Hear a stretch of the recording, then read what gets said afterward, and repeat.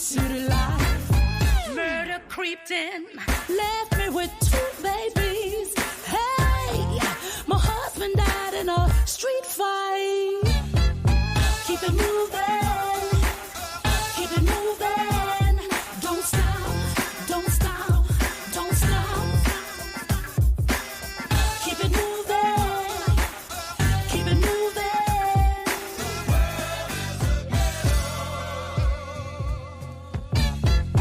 Impossibilities always facing me, yeah. Street lights blinding me. Hey, couldn't let the ghetto stay in me. Had to break free. It's the power of God in me. Oh, social situations, poverty-stricken nations. Don't force that world in me.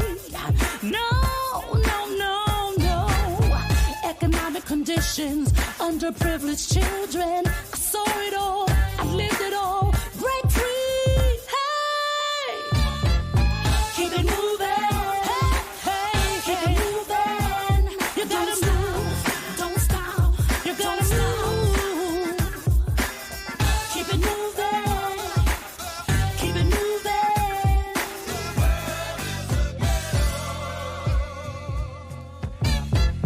Street corners filled with undisclosed dealings. Hustlers, pimps, girls, and boys with no vision.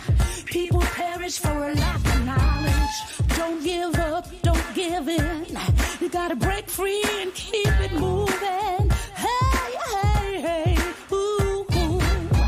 Oh, oh, hey, you gotta keep it moving. You gotta keep it moving. Break free. It's the power of God in me that keeps me moving. Keep it moving. Keep it moving. Don't stop. Don't stop. Don't stop. Keep it moving. Keep it moving.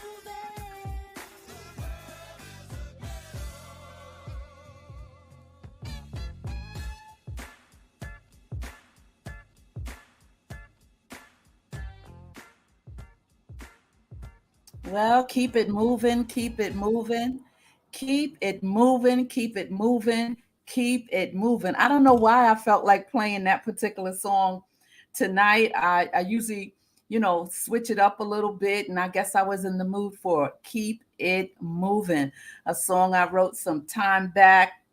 It's actually a testimony. It's a testimony. If you listen to the lyrics, it talks about me growing up and my husband being murdered, raising 2 children, my environment I grew up in. That song there was a song I wrote, oh my goodness, I think on my 3rd, 4th project, CD project, don't remember, but keep it moving. Everyone knows that was my tag, that and when nothing changes, nothing changes. Welcome to Bravo with Sheila. I'm excited. We got the main Bravette in the house. That's right. Ine Kenya, she is here. I'm so in love with her. And she's always here to support. So those of you who don't know me, my name is Sheila Ingram. You have tuned in to Bravo with Sheila. Ladies, let's chat. And now that we have brothers stopping over, we had to give the brothers a name. So we call them the Brave Bros, the Brave Brothers. And it might sound corny, but that's what it is. And we got the Bravettes in the house. They come in, they come past, they stop by. Nevertheless, we just keep it moving here on Bravo with Sheila. As you can see, I'm back in the studio tonight. I'm excited about Matrell on a mission. Matrell, she's going to correct me because it's a Matrell. But listen, this lady, OMG, I couldn't wait to have this conversation with her. I couldn't wait to chop it up with her. She is so resourceful and such a beautiful heart and a beautiful spirited sister. She's a wonderful individual. I asked her to come on the platform, and without any hesitation, she said yes. I'm so happy for her yes. And I tell you, I'm not going to say much about her because it's a lot to talk about with this beautiful sister. So much. And you see the thumbnail says living in Egypt. No lies. This is real talk, real truth. She's going to break it down, how she got there, what she's doing there, what's happening with single women there, single men, family life, business, traveling. It's a lot. I've already put her email, not her email, her website in the chat. Those of you that come in, it's MatrellOnAmission.com. But we're going to talk more. She's going to give you a handle. This is going to be an awesome, awesome broadcast. And I know I told her when I first met her, I said, I'm coming. I'm going to go to Egypt. I'm ready.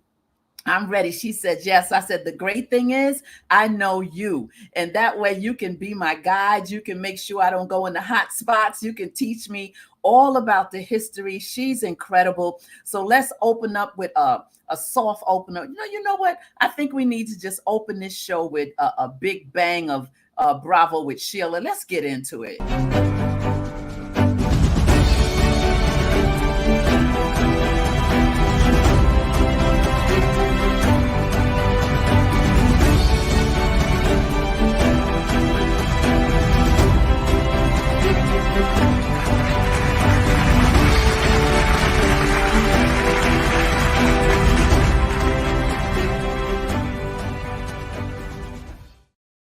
Yes, and yes. Welcome back.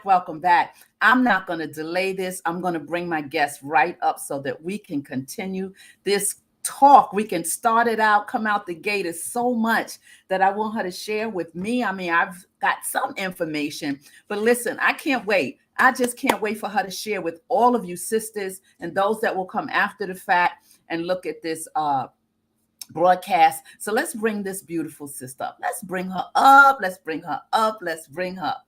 Hello, sweet woman. How are you? Let's see. I got to take you off of mute. There you are. How are you?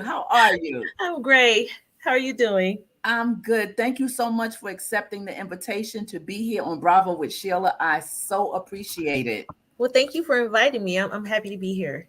Yes.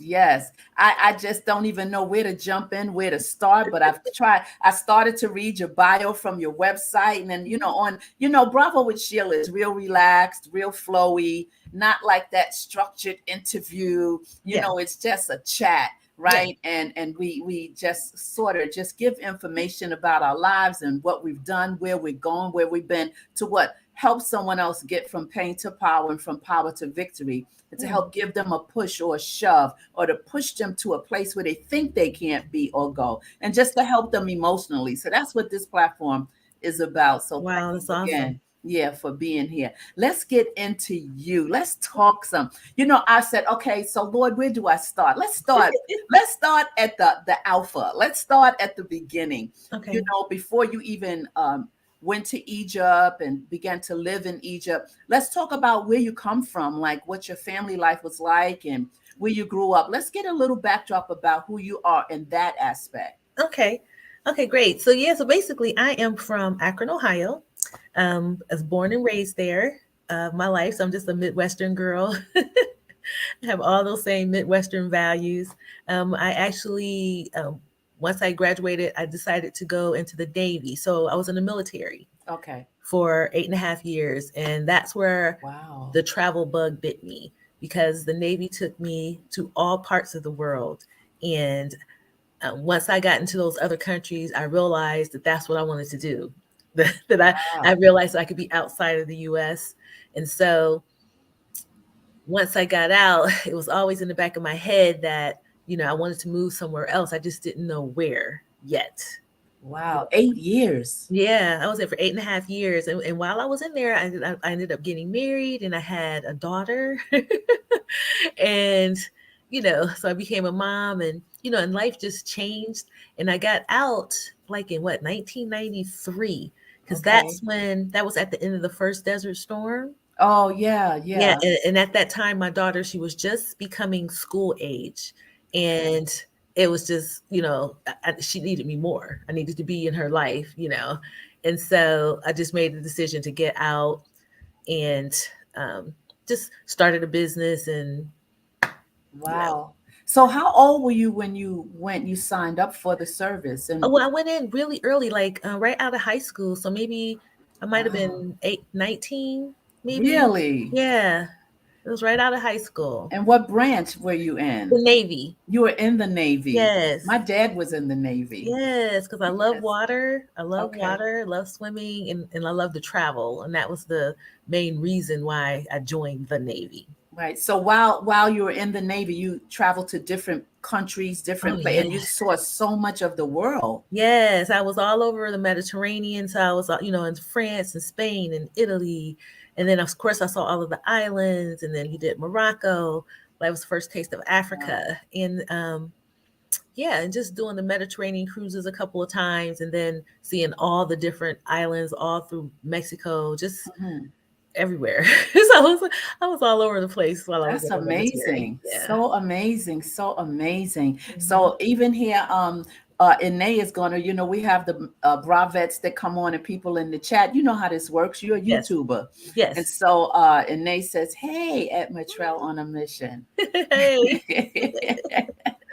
Welcome. Thank you for being here. Yes. Okay, so the Navy life, the travel life, and at this time your daughter, like you said, was kind of school age when you kind of started move. That means she's like 5 or 6. Right. She was going to become, she's getting around kindergarten-ish time, and so, but I had a really good job while I was in the military because I was in information technology, specifically telecommunications. Okay, tell us what that is. Don't breeze past it. Okay, tell us as much as you can about that. Okay, so as a telecommunications management specialist is pretty much what I was, and basically I would install telephone systems for businesses, install networks, computer networks, things like that, repair major telephone systems. And so at that time, wireless communication was just really coming online, and internet, right, was just really coming online. So when I got out, it was the prime time for all of these startups. It was a bunch of startup tech companies everywhere, right? Yeah. And so with the military background, even though I didn't have any formal, or not even, I won't call it formal because military is formal training. You have really good training for 8.5 years, but I didn't have a degree in information technology, but I managed to be recruited and began working at high levels in information, and data companies, right? Yes. Inspire Communications. I worked for a broadband office. So I was directors and, like senior managers at these companies. So I was helping run these companies because of the military background in information technology. So you're techie. Yeah. You're smart. You're smart. You're techie. Yeah, that's my thing, the whole tech thing. And then, so I rode that for a while. So we lived very well. I lived in, Washington, D.C. I've lived in Florida, Tallahassee, Florida. So I lived kind of all over the place. Just moving around. Yeah, I move around a lot. Wow. But it was all really for work at that point. I was moving from place to place, moving where the best work was and where I was getting recruited to. And and my favorite place to be is in the D.C., Maryland, Virginia area. Okay. I love it there. And I actually built my first house in Fort Washington there. Okay. And so we lived there for a while, and then ended up moving to Florida. Because life kind of happens. I have like my mom, my mom had gotten ill and moved to Florida. So I wanted to be close to her. And so we moved there. And it was fine because then my daughter was older, and then she ended up going to college there. So I just stayed there in Tallahassee for a while. Okay, that's awesome. Look at that. I mean, it's just amazing. I'm so always interested in the lives of women, right? Yeah. We've all come through different channels, different lanes, different places, different experiences, different traumas, right. Even within all of that.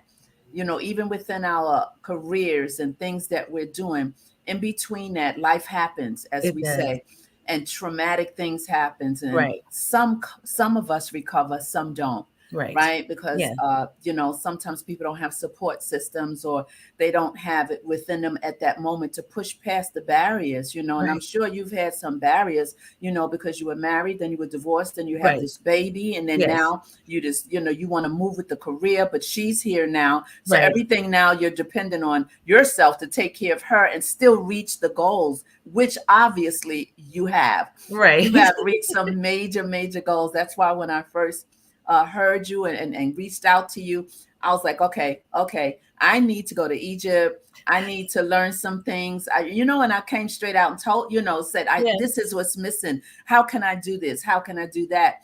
Right. Because, people sometimes think that a number qualifies what you should know. No, experience qualifies It what does. you know. Mhm. Life experiences. I've met people who are much younger than me that have lived such lives, right? That was something like the song you just heard me play, Yeah. Keep It Moving. The lyrics clearly tell my testimony, how I grew up in Harlem, and how Mhm. my husband was murdered the day my daughter was born. And I was a widow with two little girls at the age of 18, and Yeah. how things just spiraled out of control. And what do you know at 17 or 18 years old as Right. a widow? How do you navigate through that, right? What happens to people that aren't, in a position to really survive certain things? Because we all have dreams and aspirations, right? Right. And Right. so I'm so interested in women, and that's why I said to help people move from pain to power and from power to victory, because Yes. there's always victory at the end of the road, right? As long as we can push through.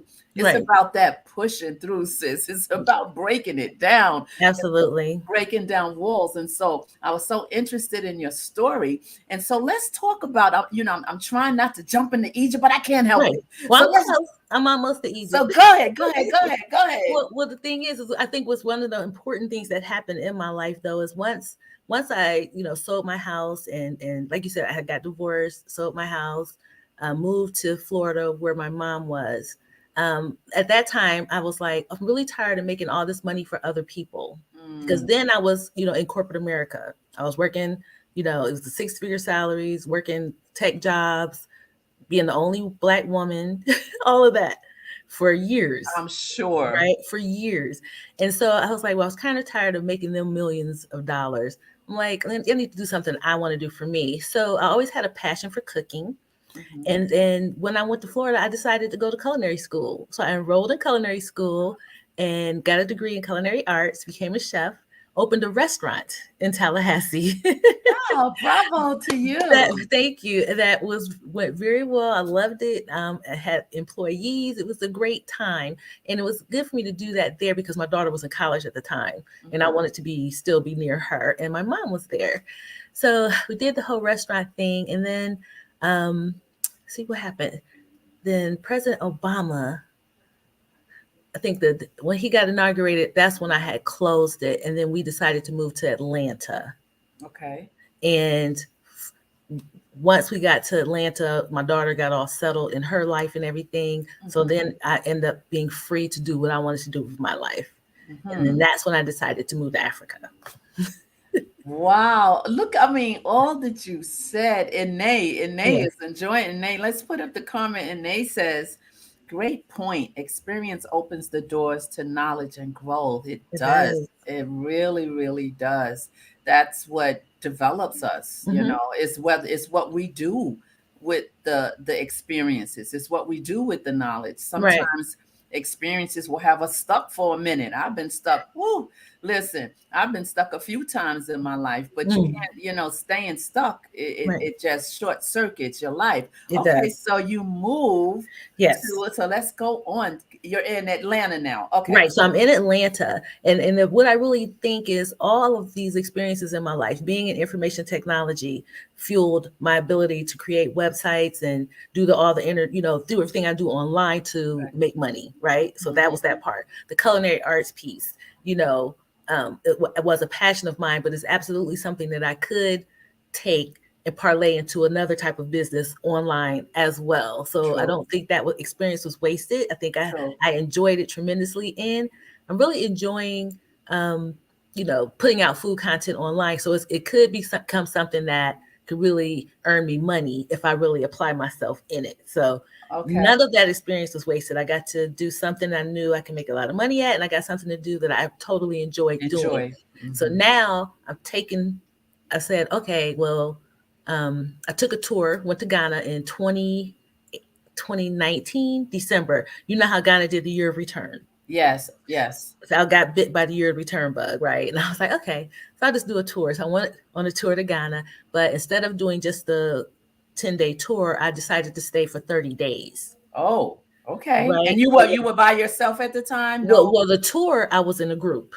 Right. But I mean, you were there by myself. Right. Okay. So the group left and I stayed behind to explore Ghana because I really wanted to, I wanted to try to move to Africa. And I said, well, did my research and looked like Ghana would be the place that I would go. So I stayed there all that time and it was great. Came back to Atlanta, decided I'm definitely moving, met some people on the tour, specifically Venus, who became my roommate in Egypt. So she and I got together and we were like, okay, we're moving to Egypt. We told our kids, she has one son, I have one daughter. And they're both in Atlanta. And we told them, well, we're going to move to Africa. And it made the family feel better because we had each other, so we weren't going alone. That's a good thing. Right. So she and I, picked Egypt because at the time COVID hit and everything was closed up except for Tanzania and Egypt. Those are the only two countries you can travel to without having to get the vaccine at the time. I didn't know that. Okay. Yeah, they were the only two countries you can go to without getting vaccinated at the time because everything was so new and we just didn't really want to do that, So we picked Egypt and I'm glad we did because Tanzania's president died a year later and their whole situation changed there. But Egypt was just a better choice for us. This is my co-host. This is Dawn V. She's just joining us. Hello. Hi. How are you? I'm great. Okay, carry on. Okay, so we moved. So we went to go to Egypt, and the goal was to go to Egypt just for 30 days until Ghana opened up because we were still going to move to Ghana, right? Oh, okay. But Ghana never opened. And so I ended up, right. So we went on and got an apartment and decided just to kind of settle there for a little while. And then she eventually, once Ghana did open up, she went on to Ghana, but I decided to stay in Egypt because I just liked it better. Okay. So you went to Ghana for the trip. Right. It's supposed to be a 2-week trip. Yes. But the group leaves and you're like, I like it here. I'm going to stay for a month. Right. So you're chilling and you're like, I'm feeling this. And I know that was really good for you because you being in the Navy at 8 years and traveling all these countries, you felt something happen in Ghana to you on the inside. Yes. So then you decide, then you find your homegirl, Venus, and she's just as daring as you. Right. And you and her get together like, you know what? Let's go to Egypt. Mm-hmm. And you guys just migrate to Egypt. Yeah. Okay, go on. That's normal, right?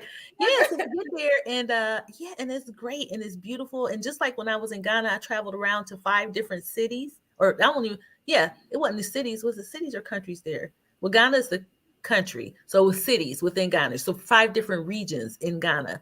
When we got to Egypt, we did the same thing. So we went from Lower Egypt to Upper Egypt, hitting all the major cities just to see everything, and then decided on living in Luxor. How far is, I was in Ghana in 2018. I wanted to go so desperately for my birthday. Okay. And so I went by myself. Oh, wow. Okay. By myself. No, I went to South Africa by myself. In Ghana, I was with some other folks. Okay. But when I got to Ghana, I felt such a warmness from the people in Ghana. As a matter of fact, my cousin goes there. I can't tell you how many times a year. She actually has an apartment there now and says, put it on Facebook and said, you guys can rent my apartment. She said, cousin, I love this place so much. I mean, she's there all the time and she wants to move there. So you're reminding me of her. Okay. So now you get to Egypt and then you rent an apartment. Yes. So rented a place in Egypt, and just loved it there. It's just so laid back. The cost of living. Well, no, what's the question? I'm sorry. Is how far is Ghana from Egypt in terms of travel time? Oh, it's 5 hours on the plane. So it's like going from California, from New York to California. Okay. Yeah. Okay, Well, a little good. further actually. It's 5 hours, not 4. Yeah, like what I just did on the red eye last night. Yeah. California plane to this morning. I'm still jet lagged. But okay, cool. Okay, Yeah. so now you're in Egypt. But Yeah. what's in my mind right now is girl is she done left Ghana. She not even coming back to the States. You going to Egypt. And then you felt more happening on your insides when you got to Egypt, obviously. Yeah, I Uh-huh. did. I don't know what it was. I don't know. I just felt even more welcomed. And When you say welcome, what do you mean? by the people there, Mhm. it was just, I don't know. It was just different. I just felt like I even got treated better there than I did in Ghana, to be honest. And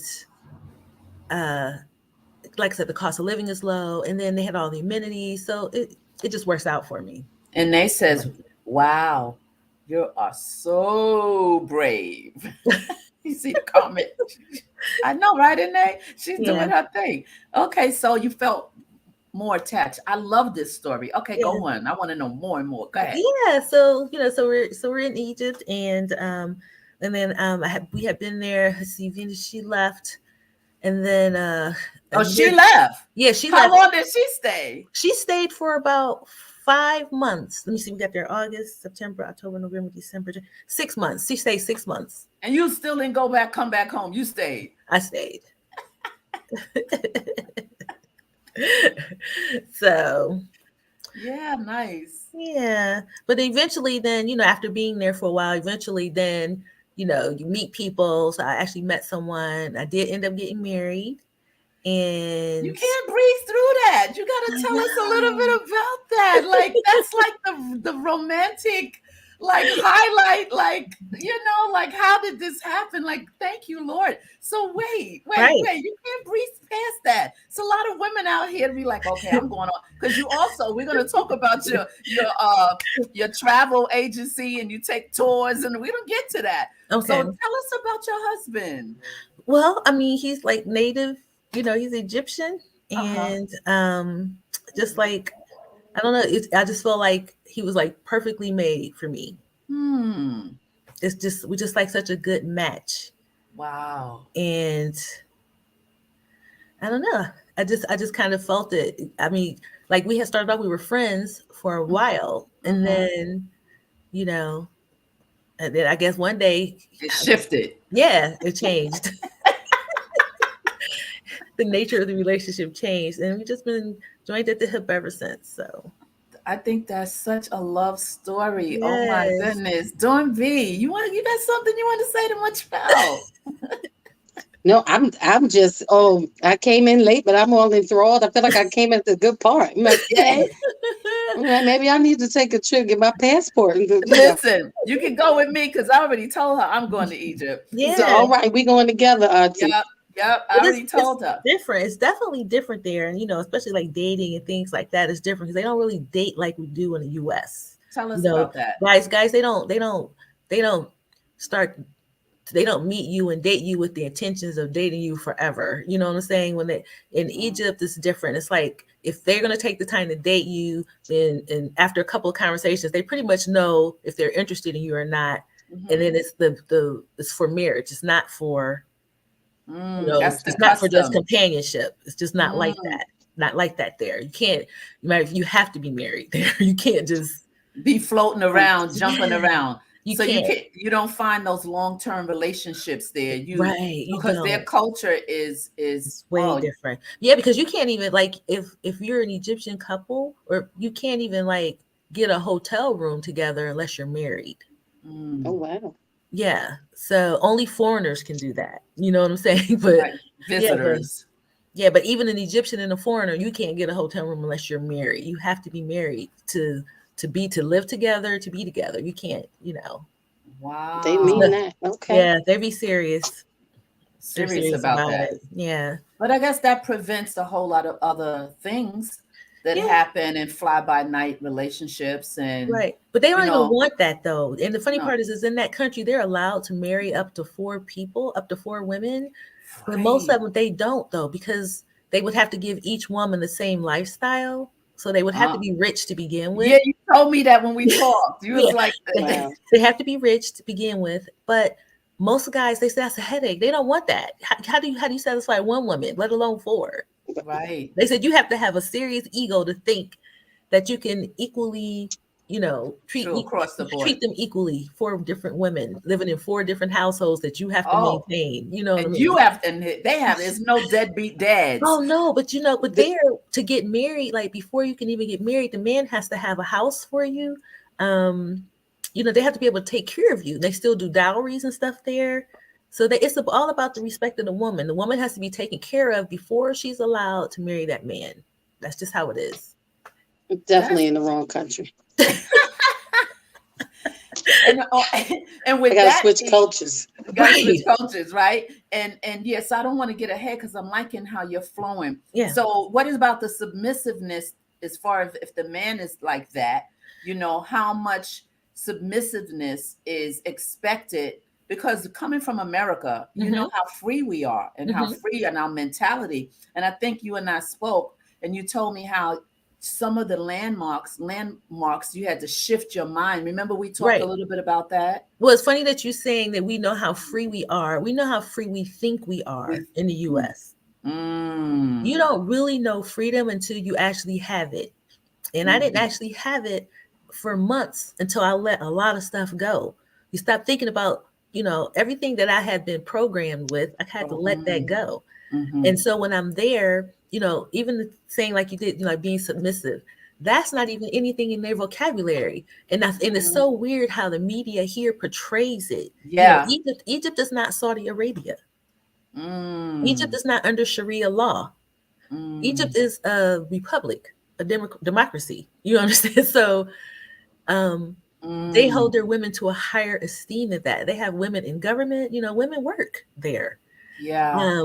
So the men, they hold women at a high regard. So it's not really about being submissive. Because at the end of the day, if I can speak to what my husband tries to do, it's all about making me happy. Making sure that I'm taken care of, looking after my needs. That's awesome. It's all about that, making sure our household is what it's supposed to be. Yeah, that cultural diversity is deep. Yeah.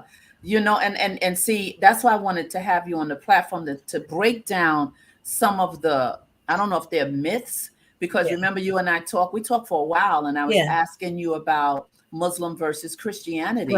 Right. And you was like, no, Sheila, blah, blah, blah. So let's talk a little bit about that in terms of, you said, no, it's a lot of Christians. We do everything together. Da, da, da, da. We do. Freedom. That's part of the freedom you're talking about. Right. Yeah. I mean, you're free to live. And I think you're also free because you're not having to grind every day because you have a, $1,200 mortgage or a $1,200 rent. You know what I'm saying? Everybody there is so laid back because you just wake up. You just need to make enough to be able to eat. And most people are growing their own things, or, they have their own livestock or whatnot. People still trade stuff. It's just a different way of thinking. Obviously. And a lot of the people, their properties and things, unlike us in America, they have all their properties and things passed down. So they have their own real generational wealth, so to speak. Yeah. Everybody has land, everybody has a home, and they own these things. So the only jobs they have really outside of owning businesses to provide services for the community or whatnot, or for tourists, their job is to live, to take care of the animals, raise the children, take care of the kids. Easy breezy. It's a different lifestyle. It's like being here in the 50s. You know what I'm saying? Like the stories my grandma told me what it was like when they was growing up on the farm. It's kind of like that today. That's awesome. Matrell, it's so beautiful. This story is so beautiful. Tell us about you, because I know you are on everything. You have living, business, and food. Planting. What's the slogan? Living. What is lifestyle. Wait, I wrote it. I think I put it down. Lifestyle. It's real simple. Yeah. Food Yeah. travel lifestyle over 50. Food travel lifestyle over 50. Right, Yeah. right. So tell us a little bit about, that's why I told you, I said, I'm going. I'm really, well, you know, we're going to talk about when I'm getting ready to go. I'm definitely going to Egypt, right? Yeah. Because like some of the things I thought was going on over there, you was like, no. The picture that's being painted is so off. What you want to say, Dawn B? No, I'm stuck on. I love what she said. You know, as you were just explaining how the lifestyle is over there, culturally. You know how it is for women. The fact of you know, being prepared and cared for, the honor that's given, and the value. You know, it's awesome, and I love what you said that their job is to live. I'm like, I had to write that down. Right. You know, because we're too busy trying to make a living. Right. Doing so much that we don't, by the time you make the living, you know, we have passed on, and now, you know, we don't get to live. And I think that's such a beautiful thing. Right. I'm so like, I'm sitting here like this, like I'm like, you know, hanging on every word. Yeah, I hear you. And one of the things I try to show, and one of the things I'm going to make sure I start showing more, because I really don't even talk, I never really tried to convince people to come. But after talking to more women that, you know, are in my age range, people who are considering retirement and things like that, I did a video on, is Egypt a viable retirement option? And it really is. And I listed all the reasons why. And I think it's probably something I need to speak to more and show people more. Because even if you want to go to Africa and explore all the other countries, you still have to have a base. And for me, Egypt is a good place to have a base, because when you buy property there, you actually get to own it. That was one of the downsides to Ghana for me. And there you only get to lease the land. You lease it, even though your lease is 99 years, but you still got your family. There's no ownership. Yeah, you want to own it, and you want it to be in your family so that the kids can pass it down however they want to do it. So at least in Egypt, you can own your property outright, no taxes, you know. Wow. Right. And it's really still cheap there to buy property. But that's about to change, because you got all these investors coming in from Europe, and they're finally starting to do financing.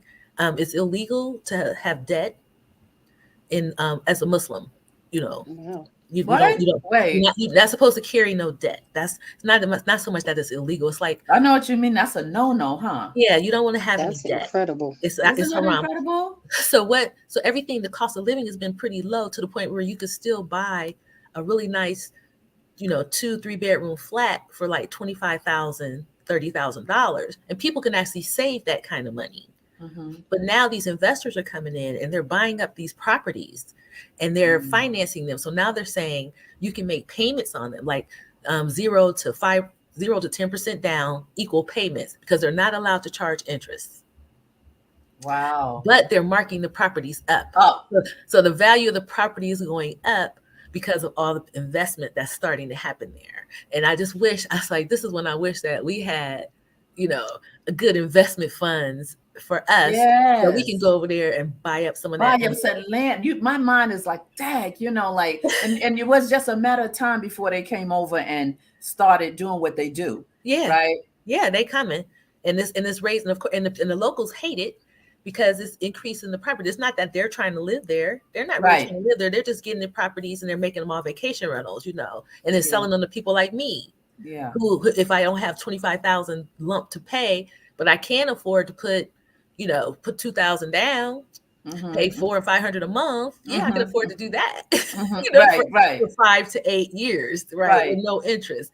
So so they're getting people that way. But the upside is that's making Egypt even more affordable for people who don't have the lump sum. So yes, you can still come, you can still retire, you can still buy a place and own it for less than, I'll say less than 60,000, and you own it.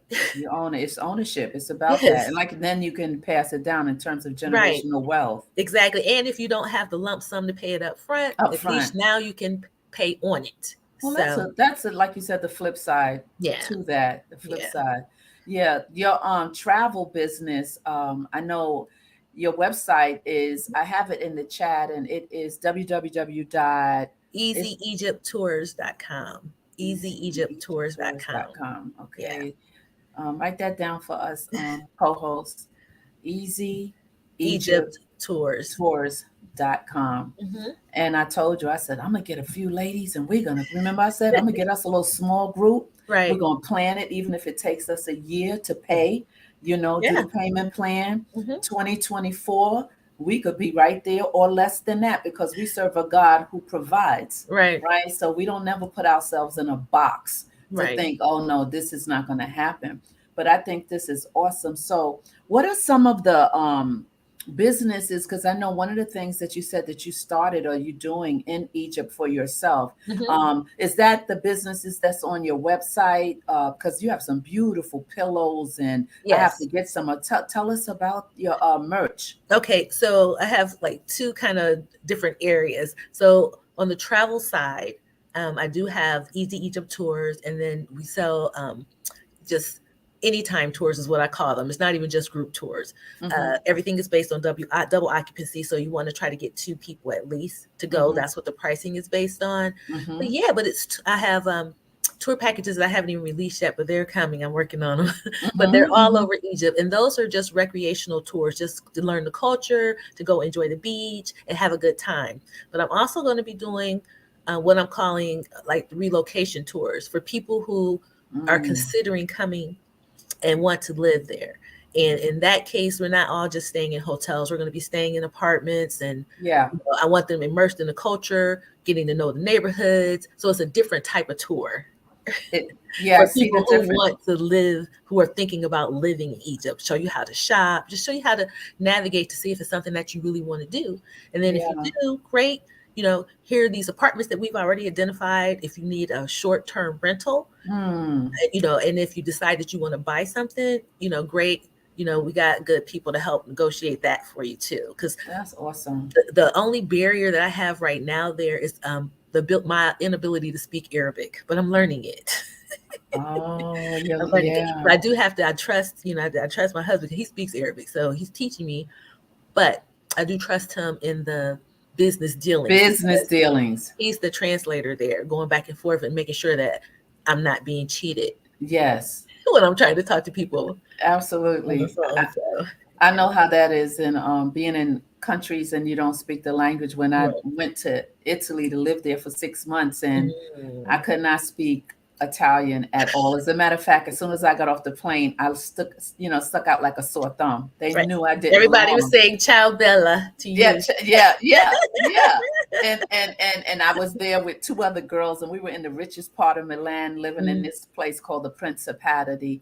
And a lot of actresses of color had migrated to Milan and made a lot of money there. They treat you so well. They pay our people well. And I remember we had to be there for 6 months, and I would go to the store. I would venture out and go to the store. Greetings, Princess K. Another Bravette is in the house. Good to see you. And I would venture out to go to the store, and the guy was robbing me with a big smile, like, oh, bellissimo. And, coming, being raised in Harlem, we could feel that. We don't have to speak the language. I said, something's not right here. Something is not right, but I feel defenseless. I can't even say anything back because I was angry. So after the 3rd time that happening to me, I was like, okay, Sheila. So I got a dictionary, right? So now I go to the store with my book. I translate. It took me like 10 minutes just to say, latte, milk, tuna. And they were like, oh. So now when I come the next day, they knew better than to cheat me out my money because I had learned how to count the money. I come back in the house, the girls say, well, Sheila, where were you? I said, in the store, and he was not going to rob me today. They said, you need an hour. Whatever. I learned how to say a few words. So I know what that's like with the language barrier, but thank God you have someone you could trust. Yes. Teaching you Arabic. I don't know if Arabic, is that one of the most difficult languages to learn? Because, they have a list of like Dutch. Yeah. When I go to Amsterdam, I leave with books for years. I've been going to Amsterdam for years. So every time I come back, it's test time for Sheila. Okay. And they start talking. And I'm like, They said, Pastor Sheila, you should know this by now. I said, They said, how long you been coming here? They said, you don't know what we just said? I said, Conteban, and they said, no, you learned that like 5 years ago. Where's Right. the books? So, you know, but Dutch is a, you know, that you got to have the in your throat. When Right. I can't get that. I can't either. That's what I said. I said, I'm going to be the only person walking around speaking country Arabic. That's going to be funny. I can't wait to hear when you really get a knack of it. I'm going to say, come on, talk. I want to hear your accent with it. Right. They already laugh at me because when I do go shopping, because the first thing I learned was food. I needed to everything that I have to do myself. I wanted to learn the language so I can speak, you know, I can point out all the food and say what it is, and then I can count the money. You know, so I'm able to do that. But they laugh at me every time when I say something, and they correct me. But I do say it with the country accent. So. Yeah, but you have some wonderful clips on your page on YouTube where you travel. I sent you one. I was hoping I was going to be able to show that clip. Yeah, I said, yeah. Maybe I said it too late. I did. Oh, I didn't see it. I was out. I had doctor's appointments all day. I was gone. Yeah, when I'm around, I try to get all my medical taken care of. That's you have. That's smart. That is so smart. But yeah, I'll have you back, and we'll show some of those clips. And I saw how you go to different restaurants, and you were talking about the food, and then you were showing on this particular clip how people farm their own food. And the restaurant that you said was one of the best restaurants in a place called L.O. Listen, don't start my memory trying to remember what part. Well, there's Marsom. There's a Marsom restaurant that's farm to table in Luxor. That's the one. Yes. Luxor. I said the L. Yes. Yeah. Hands down, best place I've eaten. What kind of food though? Like somebody like me that don't eat meat, would I be left out of the whole? I don't eat meat either. Okay. So, but they always have I eat fish though. So they always have Nile fish all the time for me, which is like the best fish in the world. And it's a chef owned place, so there's no menu, so you don't know what you're going to eat that day. But he always has one seafood selection at least, but you get the same vegetables, same starch and everything, and they always do. And they do prix fixe, so it's 3 courses, one price, whatever the chef cooks. And I love it because you just be surprised every time, but every time it's been good. Yeah, you said that on the clip. You said every day is a different meal. It's a different meal. I'm just so excited about you. You told me that you had some friends who came over to Egypt. Yes. And you also talked about single women. Yes. What it's like for single women who are looking for husbands, because in the YouTube streets, they have this whole. Listen, I'm the OG on here, but in the YouTube streets, they talk about the passports, how men of color now are getting the passports and leaving to find women in other countries because they feel our women, this is not a blanket statement, but this is a lot of chatter about our women, the modern day woman that does not want to be a traditional woman, right? So they figure, you know, we're going to go out of the country, and some women are livid about this. Like they go at it on the panel sometimes, like no. So, you know, what's it like for singles in Egypt? Well, I think there's definitely places that singles should be, and there's mostly in the city centers. So like a Cairo, Hurghada with the Red Sea, which is where I live. That's my favorite place now. I used to live in Luxor, but now it's Hurghada. And the single scene is good there. I mean, like I said, there's men everywhere, period. But in the more city areas, there's more educated men there. So, and most of these men have studied abroad or whatnot, and then they just came back to Egypt to live. You know, and so there's definitely men available, and they like us chocolate. Yeah, they like Black girls, they like the chocolate girls, they like Americans, right? And, I mean, it's a lot of them with Europeans. I ain't gonna lie though. I mean, it seems like there's like a lot of older European ladies that are married to young Egyptian guys. Really? And it's okay because they come and they do, they do their business. They, it's just like that. It's been that way for a while. I think it's like that all over Africa. I saw it in Ghana. But it's the same in Egypt as well.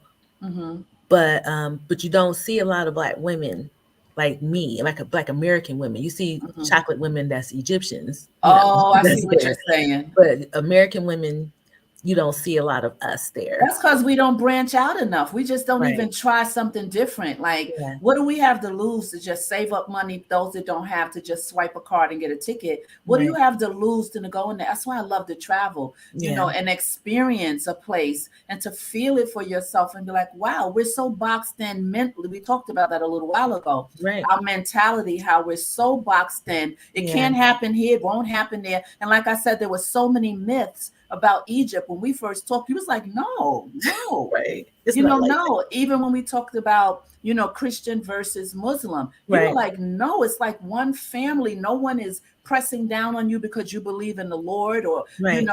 you shared so much. I was like, you see how you can be stayed away from a blessing Right. because of what someone said that never even been to Egypt. Right. But the thing is, it's like even with the whole the Muslim Christian thing, like I said, like I was telling you, the religions are so close. Yeah. They only differ on the one topic. Right. The So prophet everything versus else, exactly. But everything else, all the same. The surahs are the same as the verses, and everything is the same. Yeah. All the stories that everybody believes in, and then boom, that's the only difference. Right. So and that's the why, common ground. yeah. So I think that's why people, they get along.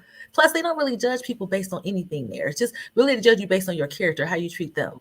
They treat you how you treat them. That's And you said that very nice. And remember, I Yeah. asked you about clothing, right? Yeah. How does a person like me or someone dress? Like if we come to Egypt, of course they'll know we're a tourist. They might not. But you Right. said people are free, except for like if your husband or the family, you're going to an event with the family, of course, out of respect, you put Right. on the habit. Is it called The hijab. Yeah. hijab? Hijab. If you're going to something that's Muslim. Yeah. Right. And as you say that word, not to go off topic, but today I was very troubled about the woman who was deleted. I caught myself. I can't say certain words. Right. Who was deleted because she showed part of her hair here and part of her hair in the back. 22-year-old. First of all, the 16-year-old girl had some pants on. Her father thought they were inappropriate, and she wanted to meet her boyfriend. She goes to her grandmother's house, and her father comes with a weapon and deletes her. Wow. Where was that? In Iran. Oh yeah. And it's so deep. And then today or yesterday, a 22-year-old, in her picture, beautiful girl, had her bead on, and part of her hair was out because I guess here and here, and they thought that was totally inappropriate. They locked her up. They told her brother, "Oh, we're just gonna go in and give her an educational lesson." Well, when they brought her out, she was deleted. Oh wow. Because of the garment and because she didn't have. So what happened is an uproar right now as we speak for the last 11 days in Iran, where women are in the street cutting their hair and burning their scarves. Oh wow. Just to show you the contrast of freedom versus the stronghold. Well, but in Iran there is Sharia law. That's what I'm saying. So there's different countries that have really strict rules like that. Right. But if my thing is, if she's going to wear it, she need to wear it correctly. And she had it on, but then a lot of it's a trend that's going on, right? So I think they are rebelling against the government. I think they're saying like, I have it on, the scarf is on me. It's not like I came out without it, but the hair that she showed, and you'll see the picture if you Google it was this much of her hair maybe showing. Right. And so they chastised her about that. It's just out of control now, and 70 or more people have been deleted by the government or whatever because it's an uproar in the streets. I have to find out about it, because if that's what our media is reporting, I need to ask. That's what I'm telling you. I want you to check that out. I read like 3 or 4 articles and watched 3 clips on it today. About it. And I was like, just saying in terms of a woman being restricted, and it's something, and I guess it is difficult, when laws stay the same, but time changes, right? And freedom, you see things and you become not restricted in who you are, right? And you want more, right? So things happen, people change, people evolve, and then you suffer based on where you live and the culture you are at if you don't abide by it. And my heart went out to both of these young women because of clothing, you Right. know, or I know it's more than that. It's religion, it's respect and everything. But Yeah. it was deep. It was deep. You need to check it out. It's still right now, it's an uproar there. Yeah, I'll check it out though. But I also would say, to things like that, there's different ways to rebel, Mm-hmm. and different ways to make a point, and even to get some of the things that you want, because there's a lot of countries that, even though they're in Sharia law, Mm-hmm. that a lot of strides have been made where women have been granted a lot more freedoms. And I think Mm-hmm. it's because so many of them are leaving, Mm. and they realize that they need them, to maintain their population. So they're going to have to, kind of relax some of the Loosen up a rules. little bit. Yeah, Mm-hmm. relax some of the rules. And they're actually looking at some of the things that are considered restrictive. But yeah, it's unfortunate. I didn't hear that. I didn't hear either of those stories You've yet. been so busy in the States right now, helping your mom and doing your doctor's appointments. If you was home, you definitely would have seen this. It's all over. I But don't you've been doing know. your thing right now. You doing your Well, I thing. don't know, because I talked to my husband every day, and he didn't even mention He it. didn't So I mention it. want to see if he heard about it. You know Okay. what I mean? So yeah, But when you because get off the live, just Google it and you'll see. okay, well, yeah, because I was gonna say, Mhm. because sometimes I miss a lot of news stuff, because it's a lot of things aren't shown in Africa, especially on Mm. TV, when their idea of Black people and what we're like is all based on stupid movies, because they don't never see us in any other light. Oh wow, You that's know, deep. That's deep. yeah, it's the truth though. They don't know. So they look at us. They have these preconceived notions on what we're like, That's and then really they fun. look at you like you're straight, like you're nothing like that. Oh, Like, you're normal. right, you're a normal person. That's all they know.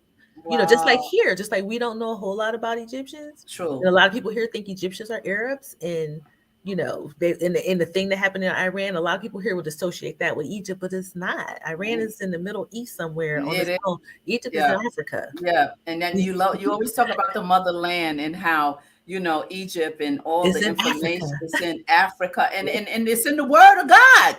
That Right, too. Dorothy? It's like right there. That too. Yes, absolutely there. I lived right by where the Red main Sea. And temple. you Yeah, said well, I the Red. lived in Luxor, where Karnak Temple is. They said that's the temple of the Most High. And so I used to go there all the time and take people Yeah. there on the tour so that they can Oh, I see it. saw it on your clip. You said Yeah, this they is can my see it for favorite temple. themselves. Yeah. Yeah. So Absolutely, it's absolutely. amazing. I love this. I love this. So we're going to talk more about your tours Okay. and how women. How I told you I'm gonna get a few women. Dawn B is already on board. We're gonna take us a Yes. trip. You ready, Dawn B? You guys got to come. You're gonna love it. I'm You're gonna I'm enjoy yourself. I'm I'm gonna pack my clothes right now, and I'm gonna save up all my coins, Yep. because I'm gonna be the first one right behind Auntie Right. Bravo. I'll be right there. Yep. I'm number two. I got the number 2 seat. Yep. And that's why when I talked to Matrell, I said I can come comfortably now because she's there. Right. Right. That makes all the It difference. does. It does.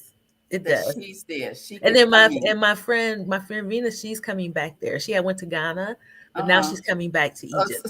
So your road girl, your little road girl is coming back. Yes. It's so funny, leaving Ghana like, okay, we like it here, but let's just go to Egypt. Yeah. And then let's hang out in Egypt. She left you there after 5 months. You like, well, go ahead. I'm staying here. Right. I'll be staying here when you get back. Right. God then gave you a whole husband, a house, a business. But the thing He's is doing everything. when she left, she did leave one big piece of luggage with me anyway. And I was like, she coming back. She And coming now back. she's coming back. So That's awesome. yeah. But how can people reach out to you? I know your website is in the chat, but Yes. I love what Dawn and I was like, oh yeah, and we love the fact how men, when you Yes. talked about how men treat women, They respect us. I haven't heard that on that level. Yeah. Like Not that's at all. like that's their job. That's their favorite thing to do. It is is. to make you comfortable. And don't let them be proud of you, because they want you with them all the time. You're going everywhere. It's really But good. it's It's a love. much contrast from my first marriage. It's a I'm huge sure. contrast. Yeah. And the fact how you mentioned they don't believe in that 1 year date and this, that, because when they talk to you, their duty is to not abuse you, not sleep with you over and over, is to marry you, Right. is to make a life with you. Right. And that's respect. Intentional. To build something Intentional. together. Yeah. Intentional. That's Absolutely. the word. That's the word. I think Dawn it's like B. that all over the continent, though. I think, Really? for the most part, I think it's like that pretty much everywhere. That's You know? good. That's Yeah. really good. Because I'm sure when you met your husband, it was. Let me ask you this as a woman, because you know you had the relationship while you were in the army, your daughter's father, and so the contrast in terms of your experience with your first husband, with now, were there any things emotionally that you had to work on in terms of letting certain things go as a woman, Yeah. emotionally, trust, Yeah. little backflare. I mean, even though he's held his own and presenting who he was to you, women, that recall and the trust thing, Yeah. was there anything? Yeah, it was hard, even, but the funny part about him is that he understood my trauma more than me, Mm. That's you so. know, and Whoa, whoa, he, whoa, whoa, whoa, whoa, whoa, whoa! Right here on Bravo, when you drop a bomb, we pause. okay. Right.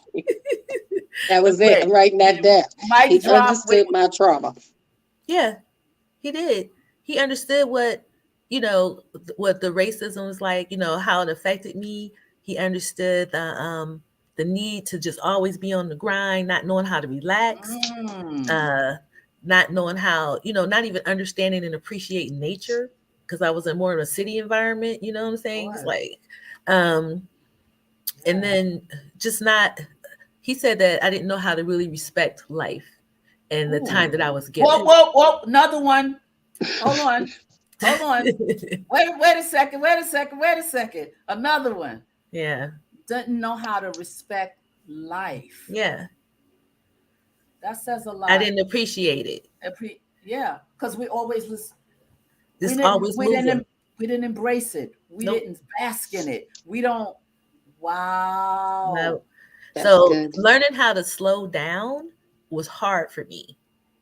And I don't then, know what would happen to me, sis, because I'm like on skates and boats and skateboards and oh you no, know. but fun activities, yes. But I'm No, talking about, I ain't talking about literally. I'm oh, talking you're not about doing it. as in my life. Doing staying The busy, auntie's busy is busy. Her girl. busy has a busy. Girl, I'm talking about. I would have to have somebody. Some Lord, the Lord would have to package him and Yeah. say, just like you, He sent it to you. To really understand. To But understand. they do understand it. Even the ladies that I know that have come and have met guys themselves, the level of understanding that they have, they embrace that. They love it. Yeah, I mean, look Yeah. at you. You've like that's why I'm so glad I thought to ask you that question, Yeah. because as a woman, we come from stuff, Yeah. especially from America. Right. And I mean, you were in the Navy at 19 for 8 years, Yeah. single parent after you and your husband divorced, Right. traveled. Now, come on, now we pick stuff up, Yeah. right? And you're independent because you Yeah. have to be. Right. Right, Yeah. not because you really want to be all the time, but you're grinding, you're Yes. surviving. Then Right. you find and you get to Egypt, Yeah. and this man comes along, and God done already showed him you. Right. He's saying, relax, I got you, in so Yeah. many words. And even when I, especially at the beginning, it could be a little rocky because I could blow up a lot, just being American. And Yeah. but he was like totally understanding of it. It was like, when you're done, we go explore it. He listened to everything I say and then always want to talk something through. And that's like a huge contrast from my first husband. It's like you argue, it's just done, right? But Mm-hmm. now everything has to be taught through because we don't want to have to go through it again. You have to understand why it happened. What can we do differently to prevent it from happening Yeah. again? It's just more therapeutic. I'm just telling you. Therapeutic. That's the word, therapeutic. I was Yeah. going to say that's definitely a therapy session. Yeah, it is. But the fact that he has the patience and the time to want to do that is different. I think in America, the relationships are harder because everybody is on the grind. It's just not a lot of time to really embrace True. family. Mm-hmm. Because everybody's still busy trying to survive. Mm-hmm. Whereas there, family is all there is. So that's what you focus on and you nurture it and you just want it to be good. So they're going to do everything they can to make the family good because you're in it. You know what I mean? Absolutely. That's your life. I think that's awesome. You know, you have Yeah. a jewel of a husband. I Yeah. can't wait to meet him when we get there. Me Yeah. and Dawn B, Yeah. niece, and You're gonna whatever love him. others, yeah, what other sisters gonna come on our journey with us when we get over there. We're gonna set the trip up. I can't wait. I love to go. Everyone knows. Give me a suitcase. Give me a reason. I'm gone. That's gonna be I'll be glad to see amazing. you guys there. I'll be glad to see you. What you said, Dawn B? I said it's gonna be amazing. Life will never be the same. Right? Yeah. Listen, you might drop me off. I'll be like, no, I'm staying for a month. I'm staying for 2 months. I'll do that in a heartbeat. Yeah, you no. should. That should be the plan. You just come for a month, get a little flat, and then from there get to travel and see everything else. And yes, absolutely. So yeah. you'll be the one staying, and I'll be the one leaving my big suitcase with you. So, but I'll be back. Exactly. I have all the suitcases. I put it in my extra room. We have to reenact it. We got to make sure we keep it going. You know? Exactly, for sure. But Right. this has been great. This has been good. I gotta have you back. Okay. When are you going back home? Are you leaving soon? Yeah. So the plan is I have to go back to Atlanta. My grandbaby's basketball games are starting. You know, once you're here, you got to do some stuff. Do everything. You got to do some stuff.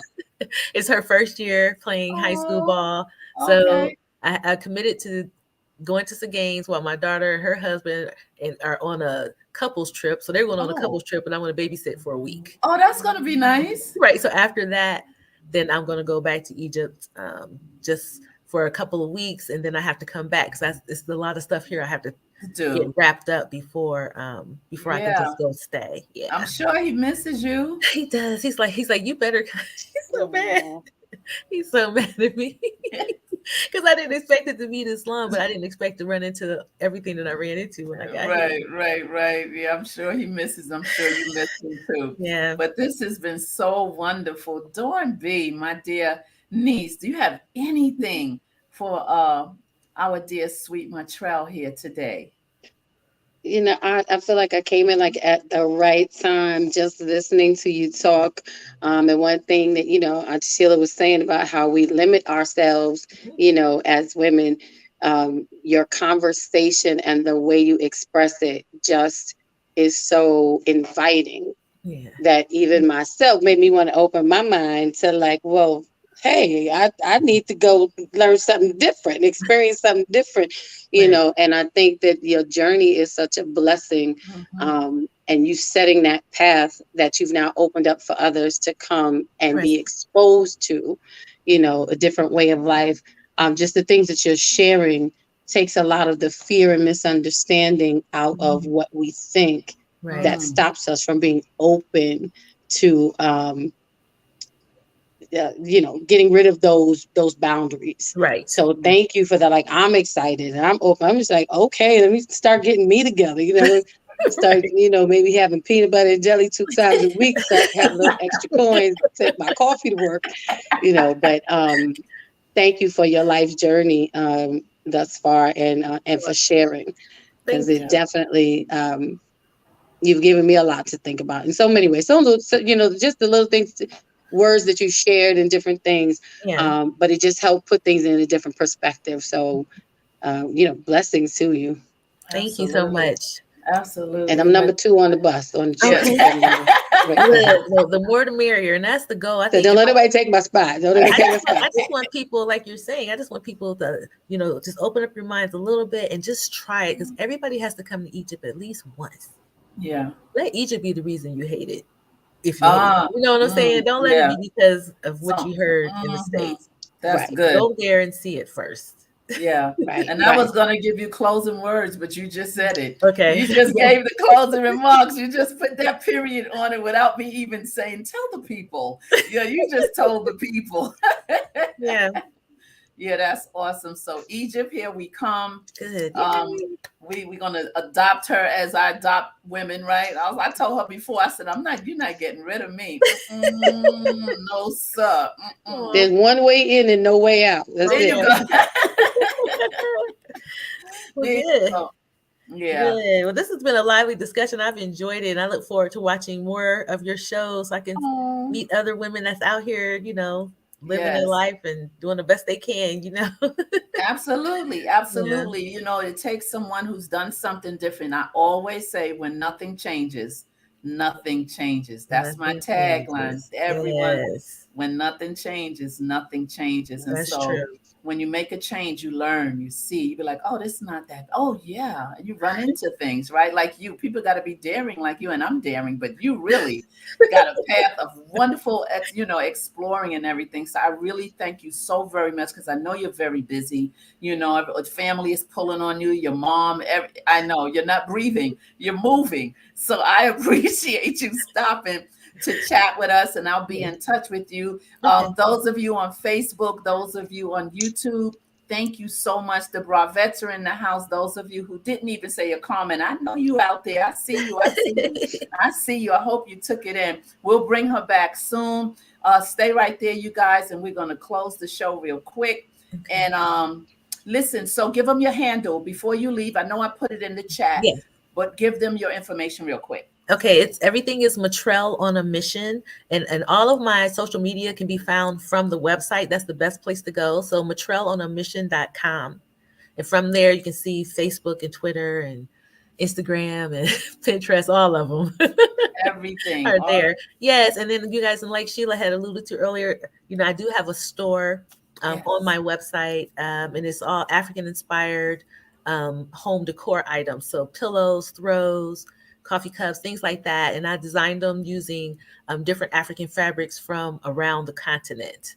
So I tried to hit different countries and have them represented. And I release new designs all the time, and I'm getting back to it. I have to get on my fall and winter collection going. So yeah, just check that out if you would. And if you're planning on just putting a little Africa in your house, you might find something in that store to do that with. Yeah, beautiful, beautiful things is on the website. All right, guys, we love you. Stay tuned for Thursday. Thursday, we have an incredible conversation with Elaine Saunders and Coach Pache on the first book that they wrote. I can't even give you the backdrop on them, but you got to tune in on Thursday at 7 p.m., right? Co-host Dawn, she even wrote a book connected to them. So yeah. Anyway, I'm a little jet lagged. I'm surprised I made it through the show. I'm going to try to lay down. I don't know how I'll fall asleep or when I'll fall asleep, but my body will switch over at some point. You guys stay right there. Ciao, everyone. Remember, when nothing changes, nothing changes. Ciao.